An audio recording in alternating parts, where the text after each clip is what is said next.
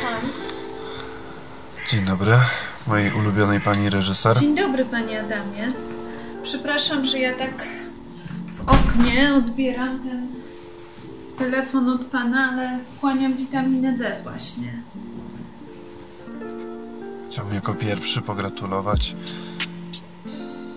W kuluarach mówi się o pani nominacji na reżyserkę roku, a i o naszym serialu nominowanym do serialu roku. Oczywiście wszyscy wychwalają pod niebiosa mistrzowską kreację pana Mieczysława. Mistrz sam się broni. Natomiast sukces serialu jest wyłącznie pańską zasługą. To pańskie dziecko. A właśnie. O właśnie. Podobno rodzicem jest się przez całe życie, ale im dalej w las, tym. Powiem wprost. Martwi mnie ten nowy wirus z Chin. Jaki wirus? Nic nie słyszałam. Zresztą... Gdzie Chiny, a gdzie Polska? W Chinach całe miasta odcinają. Tysiące zgonów. Mamy XXI wiek. Żaden wirus nam nie straszny. Ale nie wiem. Nie wiem. W każdym razie. Jeszcze raz serdeczne gratulacje. Tak trzymać.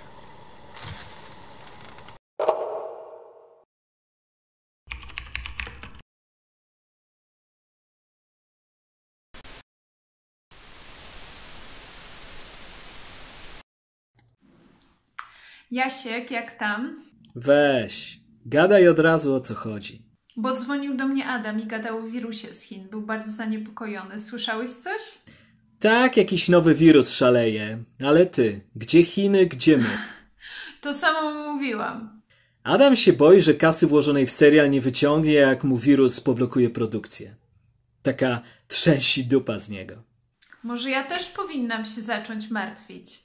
Mieszkanie jeszcze spłacam, a konto powodzenia serialu samochód na kredyt kupiłam. Przestań. Ten wirus to pewnie wymyślony, żeby się opozycji pozbyć. Komuna. Ja zagrożenie widzę gdzie indziej. Ale i szanse. W necie dużo się dzieje i coraz więcej producentów tam sobie wije gniazdka. No co ty? Zastanawialiście się z Adamem, żeby serial przenieść do sieci? Przestań. Nigdy za żadne skarby. Żenada jaka.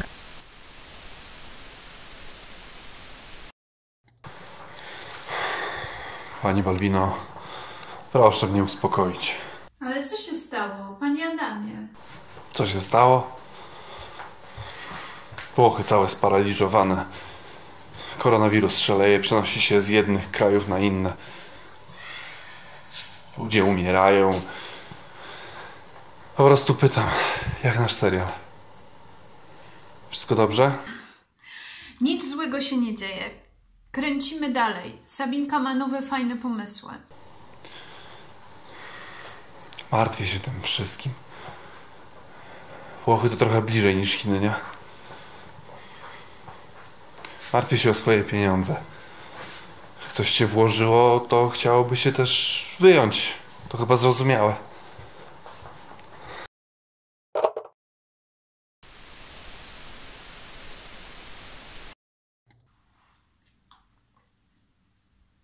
Sabinka.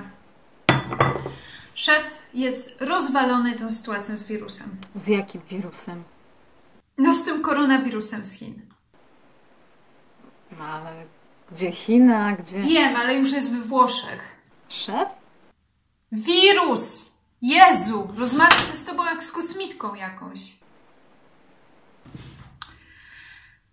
Tak więc szef, który nie jest we Włoszech, ale za to jest totalnie powykręcany tą sytuacją z wirusem, oczekuje od nas, iż pomimo tego, iż cały świat kona, damy mu serial, który spowoduje, że będzie jeszcze bogatszy i będzie kapał złotem gdziekolwiek, gdzie stąpnie. Kapisci? O rany, to może jakieś puchy trzeba kupić. Fasole, makaron i papier toaletowy na zapas. Nie. Trzeba mu dać jakąś totalną zmianę akcji. Nie wiem, wybuch w szkole, giną wszyscy główni bohaterowie, meteoryt rozwala szpital. Takie mocne walnięcie, tak? Dokładnie.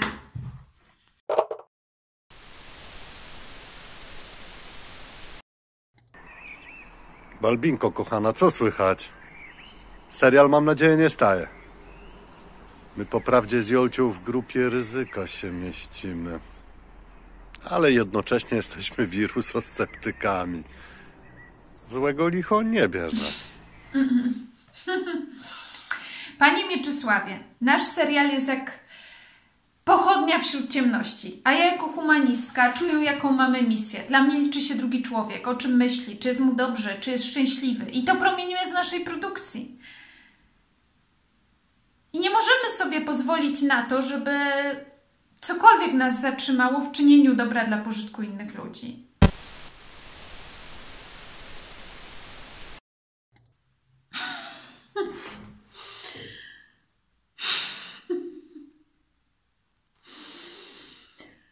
Rząd ogłasza stan epidemii.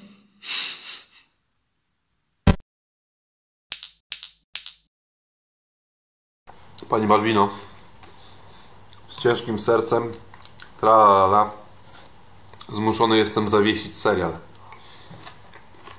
I zwolnić wszystkich. Panie Adamie, jak? Nie słyszę. Szumy jakieś. Jeżeli pani mnie słyszy, to dzwonię później.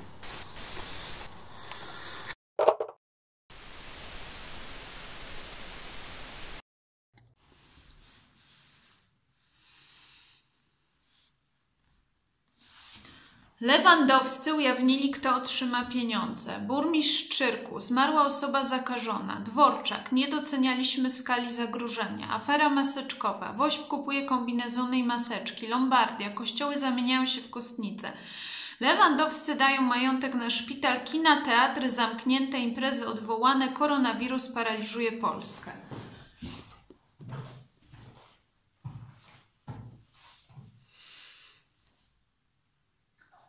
Cudownie.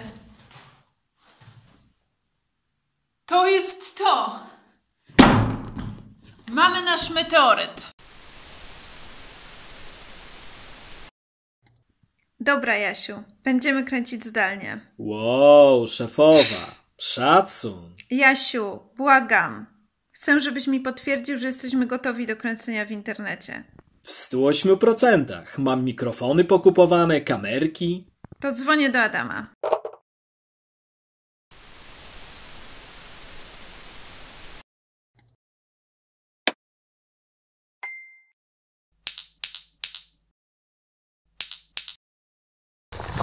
Tak, słucham. Witam, panie Adamie. Dzwonię z prywatnego, bo służbowego pan nie odbierał. Rozumiem, ta sytuacja jest nie do ogarnięcia. Ale mam pomysł na przetrwanie serialu. Słucham. Bo ja muszę za coś spłacić te kredyty na mieszkanie, na samochód. Myślałam, że nominacja na serial roku nas tak ustawi, że będziemy tylko spijać śmietankę i patrzeć, jak rośnie nasz zysk. Do brzegu, pani Balbino, proszę. Mam pomysł, żeby przenieść nasz serial do sieci. Jasiu już kupił kamerki i jesteśmy przygotowani na to przejście. Przewidziałam już wcześniej taką sytuację i jesteśmy przygotowani. Pani Balbino, ja już podjąłem decyzję. Proszę pana o małą szansę, choćby cień szansy. Proszę mnie zrozumieć. Ja też mam swoje problemy. Poza pilnowaniem finansów muszę też dbać o zdrowie. W obu przypadkach musi się wszystko zgadzać. Nie mówiłem, ale miałem zdiagnozowanego czerniaka. Już zoperowany, zrobiony margines bezpieczeństwa. Teraz co pół roku muszę się stawiać na badanie kontrolne, czy tam nic się nie dzieje. Zwykła wizyta poprzedzona badaniem USG. I proszę sobie wyobrazić, a wczoraj miałem umówioną wizytę w WCO. To jakaś stacja telewizyjna? Chcą nas emitować? Wojewódzkie Centrum Onkologii. Zadzwonili do mnie, że USG odwołane do nie wiadomo kiedy, a wizyta odbędzie się przez internet. Rozumie pani? Przez internet. No mówię właśnie, że teraz to jest taki trend. Wszystko przenosi się do sieci. Dojdzie do tego, że jak nie od koronawirusa, to ludzie poumierają z braku odpowiedniego diagnozowania. Widzi pan, jakie to życie jest ulotne? Nie wiadomo, co za chwilę będzie się działo. Więc trzeba robić coś, co się kocha i zostawić po sobie coś wartościowego dla potomnych. W naszym przypadku to będzie nasz serial. Proszę, niech się pan zgodzi. Wszystko mamy już przygotowane. Błagam pana. Pani mnie rozwala. Okej, proszę mi przesłać zmontowany odcinek tym nowym sposobem. Umówmy się, że ja się temu przyjrzę i dam znać. Podejmę decyzję. Dziękuję, bardzo dziękuję. Wszystko się uda, wszystko będzie okej.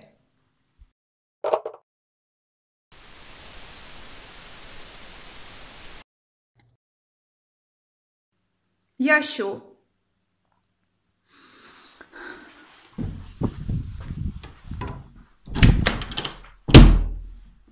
Ekipa nam się miksuje.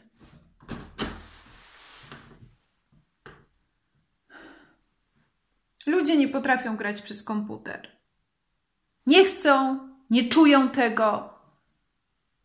Ten odpadł, tamta odpadła. Aktorzy nam się wykruszyli.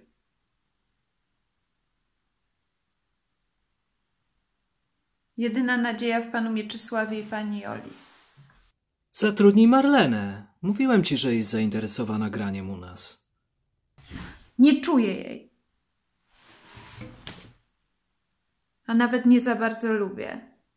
Ma wybujałe ego i kompletny brak dystansu do siebie.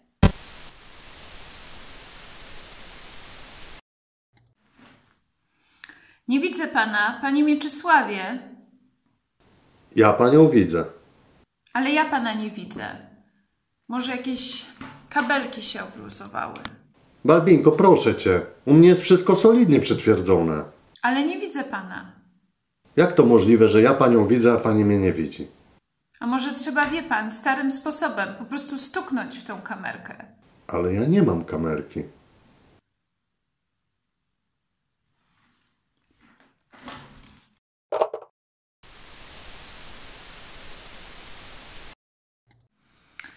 Jasiu, przysłałeś kamerkę Mieciowi? Poczekaj chwilę. Co tam robisz? Skończę coś.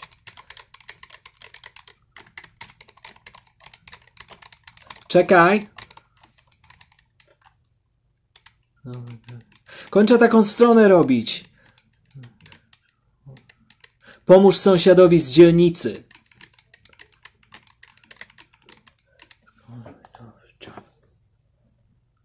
Okej, co tam? Przysłałeś już może kamerkę Mieciowi? A on nie ma? Nie ma!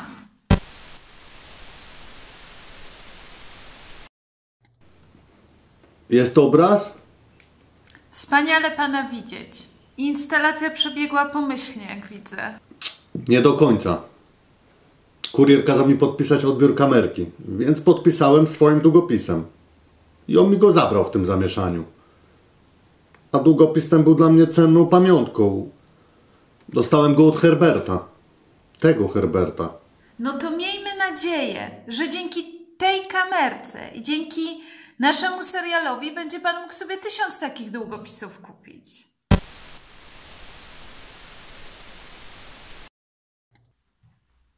Marlena? Hej, Balbinko. Słyszałam, że macie braki kadrowe. Moje projekty przesunęły się w czasie. Także być może mogłabym was wspomóc swoją osobą. Jasiu zadzwonił do ciebie. No widzisz. Najwyraźniej chciałby mieć mnie bliżej siebie. Jasne. Raczej pomysły mu się skończyły. To zadzwonił do ciebie. Już mi nawet nie chodzi o rolę w tym waszym gniocie. Chodzi mi o granie z mistrzem Mieczysławem. Granie u jego boku to nobilitacja dla mnie. A ja chcę się uczyć od najlepszych. Wprawdzie reżyseria stoi pod dużym znakiem zapytania. Ale czego to się nie robi, żeby choć przez chwilę pobyć w cieniu mistrza. Halo! Ja jestem reżyserką. Nominowaną do nagrody. Nie wiem, o jakim znaku zapytania byłaś uprzejma wspomnieć. Daj spokój. Żartujemy sobie przecież. Marlena, powiem ci tak. Choćby świat przetrzepała zaraza i została na tym świecie ostatnia aktorka. I ty byś była tą aktorką. To wierz mi lub nie, ale i tak bym ci nie zatrudniła. Wolałabym na kukiełkach sama całą tą szopkę postawić.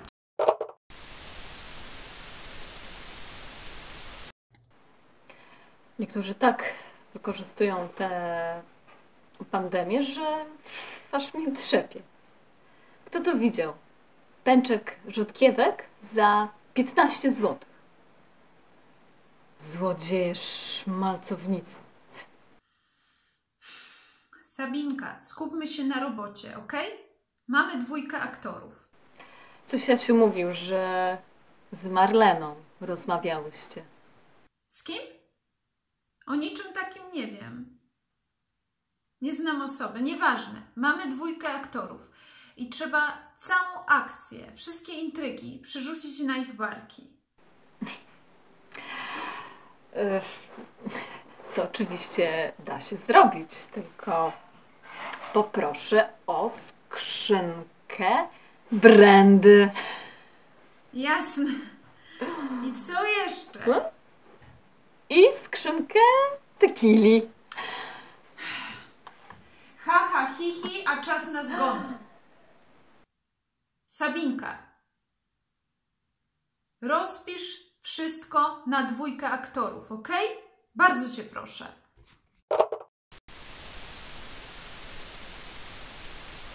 Jasiu, czy nam się uda? Czy damy radę? Balbina, weź trochę wyluzuj. Poświęć ten czas na wejście w głąb. Na znalezienie tej nieodkrytej części siebie, która szarpie za kraty ciągłego pościgu za kasą i wyje z pragnienia wyjścia na powierzchnię. Brałeś coś? Nie. Szczęśliwy jestem, bo fajne rzeczy się dzieją. Ludzie sobie pomagają bezinteresownie. Na mojej stronie małżeństwo się zgłosiło, że potrzebują pomocy. Stracili pracę, 4 dzieci. On był zatrudniony na budowie. Oczywiście na czarno, jak spadł z rusztowania, to nagle się okazało, że nic mu się nie należy. Ona straciła pracę, bo pracowała jako masażystka w małym spa. Właściciel zamknął, bo nie doczekał się na tarczę antykryzysową od rządu. A oczywiście zatrudniał ją na umowę zlecenie. Także tak. Wydoić i zgnoić. I nagle pojawiło się bogactwo przestrzeni. Ludzie zaczęli zgłaszać się z pomocą materialną i propozycjami pracy. Czaisz to? Jasiu, ja nie mam czasu na takie pierdoły. Ale wiesz co? Kurczę, to może być dobre narzędzie dla nas, do promocji naszej produkcji. Trzeba z bossem o tym pogadać. Błagam cię. Ja ci tu mówię o wspaniałych rzeczach. A teraz to taka babcia się zgłosiła. Starsza pani bez rodziny, bez grosza na utrzymanie. Może dorzuciłabyś. Nawet 2 dychy. Robimy zrzutę na bieżące potrzeby. Może na czynsz. Zobaczymy. Pomyśl raczej, jak to można dla nas wykorzystać. Balbina, czekaj. Tam coś ci do skrzynki podrzuciłem. Prezencik taki mały. Ty mnie chyba jednak trochę lubisz. Biżuteria? Kolia jakaś? Niespodzianka.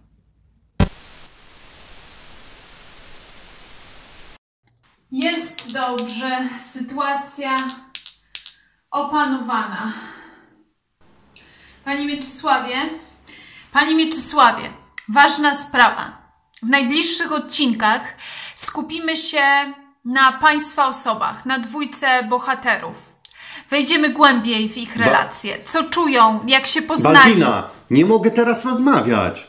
Jola ma objawy koronawirusa. Właśnie przyjechało pogotowie.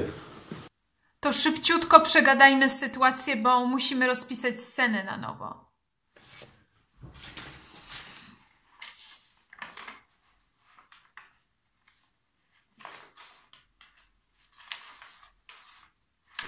Naprawdę nie mogę teraz rozmawiać. Czego ty nie rozumiesz? Muszę z nią jechać.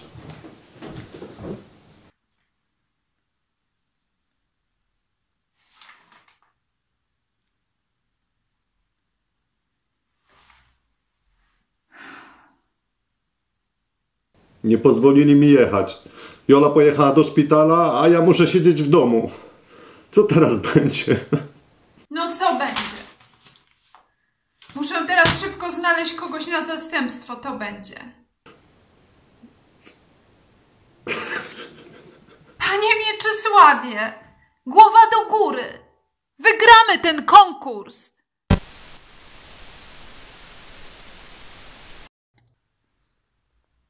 Hej, Marlena. Słuchaj, źle zaczęłyśmy. Tak naprawdę myślę, że znakomicie się wpasowujesz w nasz projekt. Balbina, ja wiem, że pani Jola trafiła do szpitala, okej? I szukasz frajera na jej miejsce. Ale dla grania u boku mistrza Mieczysława jestem gotowa się poświęcić. To znaczy, że mogę na ciebie liczyć, tak? Prześlę ci moje warunki.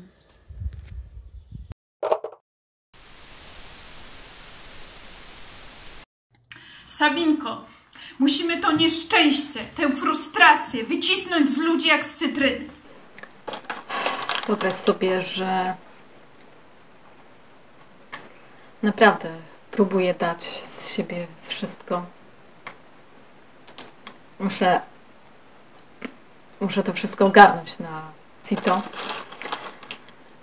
Także poszłam do sklepiku po bułki, serek. No i piweczko. I co? Dostałam mandat 500 zł. Bo piwo to nie potrzeba jakaś tam. Policja dała ci mandat za to, że kupiłaś piwo? 500 zł. Na szczęście bez punktów. I dobrze. I jeszcze powinni ci nakopać, że szlajesz się po sklepach zamiast pisać.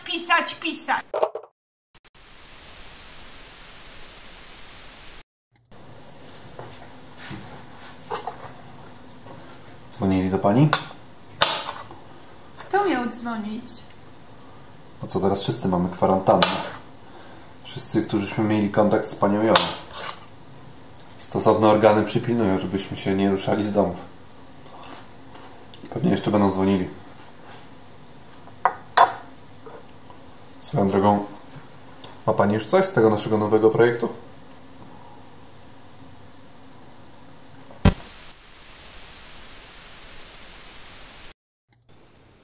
Balbinko, strasznie mi przykro, ale muszę zrobić przerwę w graniu, bo zmartwienie o stan zdrowia mojej Joli nie daje mi się skupić. W ogóle nic nie mogę robić. Panie Mieczysławie, zatkało mnie. Nie wierzę, że choroba pańskiej żony jest ważniejsza od mojego serialu. Halo! Panie Mieczysławie! Halo! I teraz jeszcze przez nią wszyscy musimy w domu siedzieć.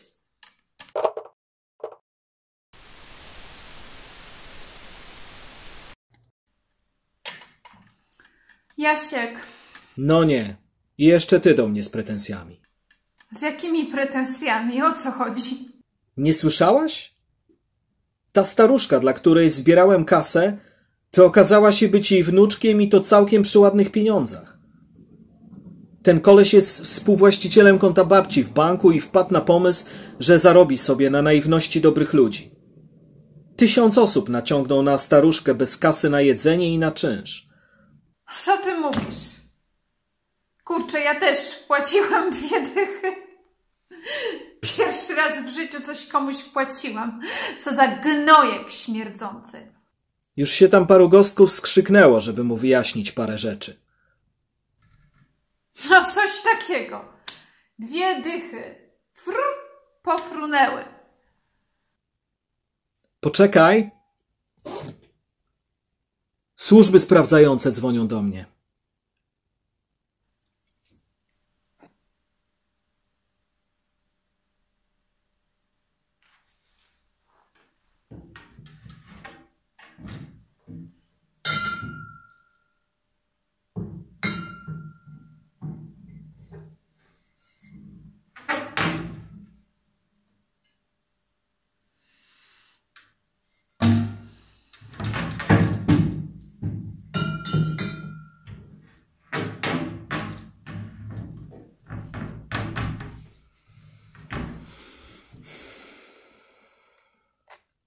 Mam wrażenie, że co chwilę dzwonią.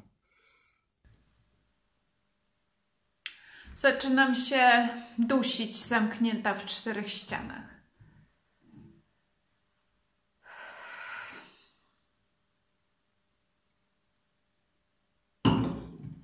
Wszystko przez tę Jolkę. Już Miecia opieprzyłam za tę jego głupią żoneczkę i się na mnie obraził chyba.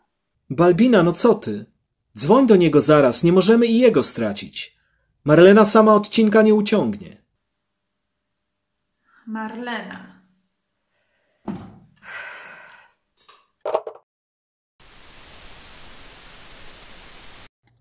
Chciałam pana bardzo przeprosić. Rozumiem. Wszyscy jesteśmy podminowani tą sytuacją. Naprawdę nie mam nic na moje usprawiedliwienie. Tak, przy telefonie. Niemożliwe.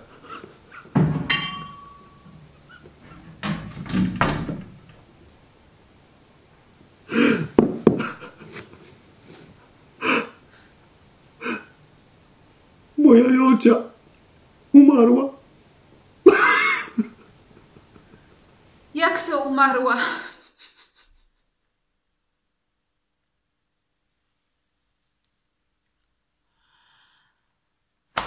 No dobra, umarła. To zmienimy pana postać. Że zmarła mu żona. I że jest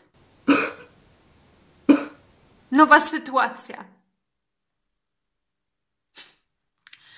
Że jest sam. A to kwarantanna.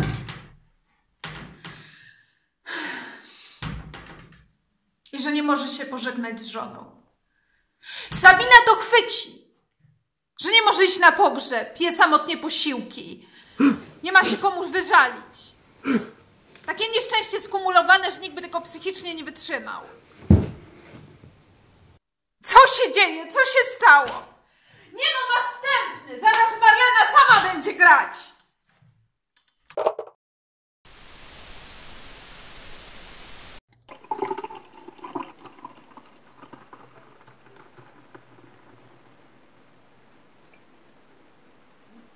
Mniam. Rozkoszuję się tym piwkiem za 5 stówek. Popatrz, jaka gęsta piana. Słuchaj, jest sprawa. Rozpisałabyś ze 3 odcinki na jedną postać żeńską?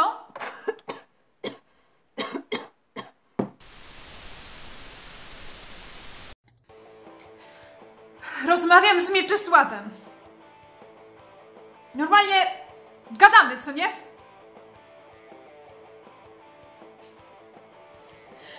A on pada i nie rusza się.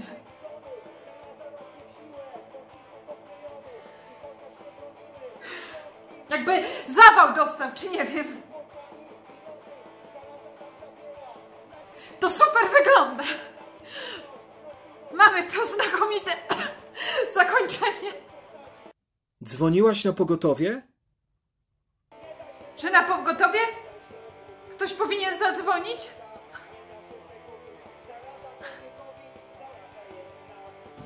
Nie, to nie ma sensu. Myślisz, że na pogotowie trzeba, żeby ktoś zadzwonił? Może nic mu nie jest, może go ocucą, zreanimują? Nie ma czasu, natychmiast trzeba dzwonić.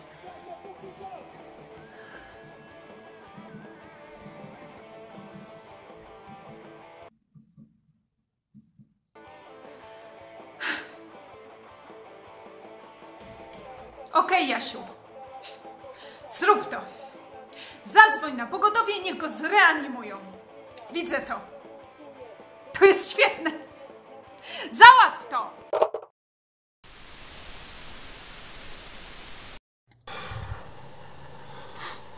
Mam dla pani przykrą wiadomość. Pan Mieczysław... Jakby karetka przyjechała minutę wcześniej. Serce.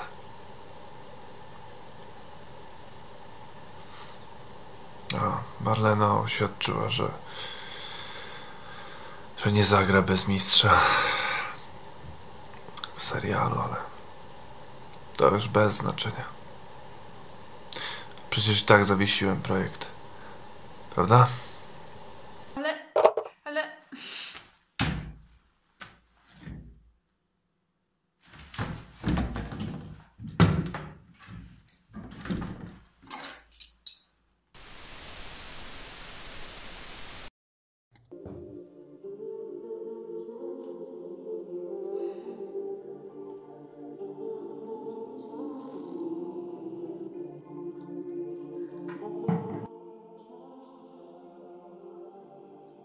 Co pijesz? A ty? Rum! Przy moim drinku twój rum to jest room service, chłopaku.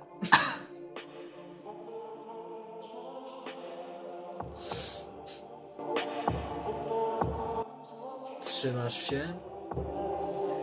Mam to wszystko... I o to chodzi.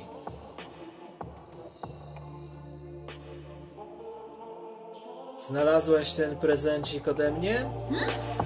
Zapomniałam!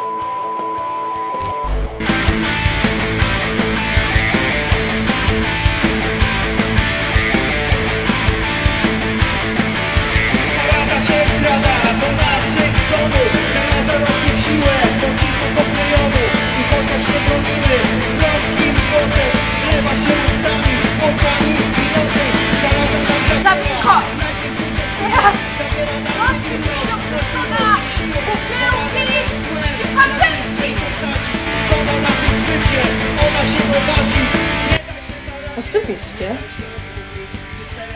Już się robi.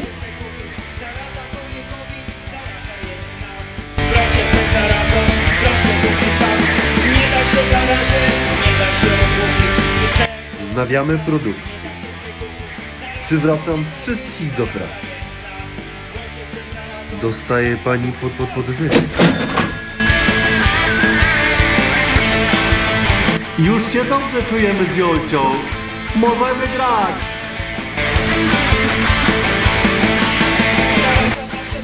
Gratulacje! Wygrałaś konkurs! Zostałaś najlepszą reżyserką roku! Zawsze w ciebie wierzyłem. Kochamy cię! Zaszczyt z tobą pracować.